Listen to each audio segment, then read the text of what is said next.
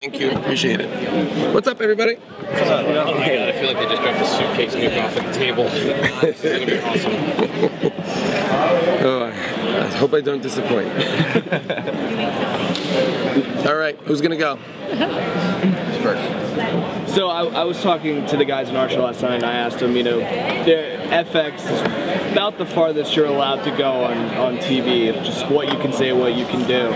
Do you ever feel like the league could benefit from being able to push it a little bit further, or are you happy with how much FX allows you to push They allow it pretty, they're very, and so far they're great. And even more, since we moved to FXX, even more stuff has been getting through.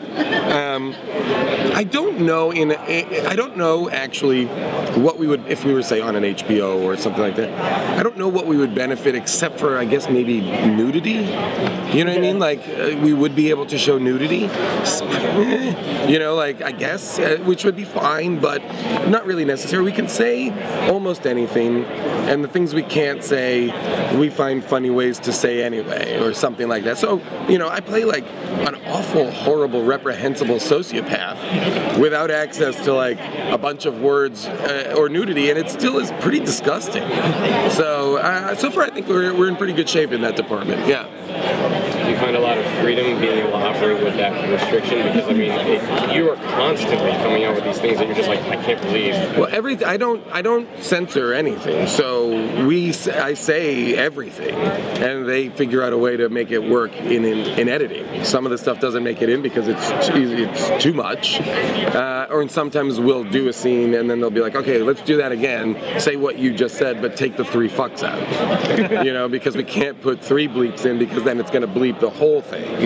So stuff like that. Do you guys get any creative input on what goes into the show? If you have an idea that you think would be really hilarious? Oh yeah, totally. And a lot of the show is improvised.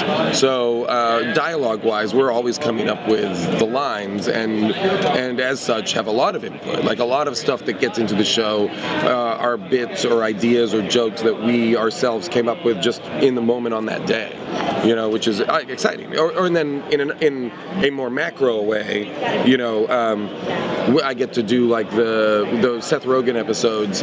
We get to pitch what we want to do, and the Schaefers are incredibly generous, and they're like, "That sounds awesome. Let's do it." The idea that like these people who have this show that's theirs that they created, and they let 2 maniacs hijack it for an episode every year and commit like murders and all this other stuff on a show that's ostensibly about fantasy football is bananas. Yeah, not a lot of showrunners like that. No, I can't imagine. I can't imagine Aaron Sorkin being like, "We're just going to do a whole episode that's about like Olivia Munn's character on the newsroom." When you guys went to those episodes, especially in the last year, you guys threw in like mystery and continuity. Yeah. Was that just to kind of mess with us? Because I know a lot of fans were.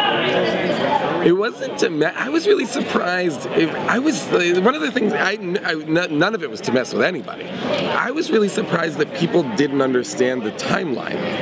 That people were like, "Wait, I thought Rafi was dead," and I was like, "We really have a card there that says 1 year later." So like that death scene happens a year in the future. People could not wrap their minds around that at all, which shocked me. I didn't think that would be controversial in the least. No, I think the only thing we love to do with those episodes is just like have as crazy a departure as possible from what is the general tone and tenor of the league, just to be fun. So what happens when the show gets to that point? It's 1 year. It already has. Oh, has it? Yeah. 3 weeks ago. Oh. There was a second episode about Rafi and Dirty Randy. Oh, I'm a little... Get it together, bro. Now that we got to see kind of the hilarious, would you ever like to bring back like normal pre-trauma? Oh, that'd be funny. I don't think I would. I liked it for what it was. Just a weird little peek into like, oh, whoa, weird, and then we're off and running. Was that the idea of having like the whole backstory of Rafi and the family? Like, was it like how much of that was improvised and how much of that was like actually written out? Well, we wrote the scenes because we needed to know what version of normal we would be. You know, the idea that he's a professional, you know, with a business partner and he's an architect, and the idea that I'm a family. We played around with different kind of like, we made for a little while, maybe he was going to be a family man and I was going to be like a college professor. Or we had a bunch of different kind of ideas about what would be the most incongruous things for us to have been doing before we lost our minds. All of which were really fun, but we had to write that in order to shoot it, you know. Is there any way that where the Rafi hasn't gone yet that you would like his character to go?